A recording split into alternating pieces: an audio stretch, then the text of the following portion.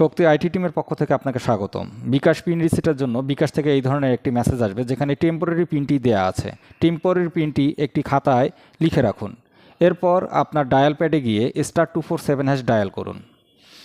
Dial করা হয়ে গেলে কল বাটনে চাপ দিন। এরপর একটি নির্দিষ্ট মেনু আসবে যেখানে 1 চেপে সেন্ড করুন। পরবর্তী অপশন আসা অবধি অপেক্ষা করুন।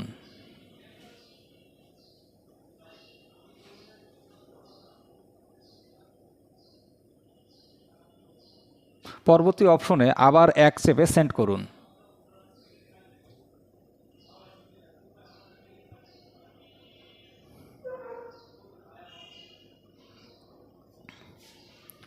এরপর ওল্ড পিনের ঘরে আপনার লিখে রাখা ওল্ড পিনটি টাইপ করুন যেটা বিকাশ থেকে আপনাকে দিয়েছে।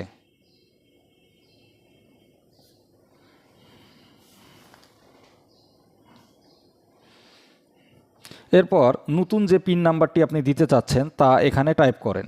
অবশ্য মনে রাখবেন পিন নাম্বার 0 দিয়ে শুরু করা যাবে না এবং একই সংখ্যা 2 বারেরও অধিক 3 বার ব্যবহার করা যাবে না।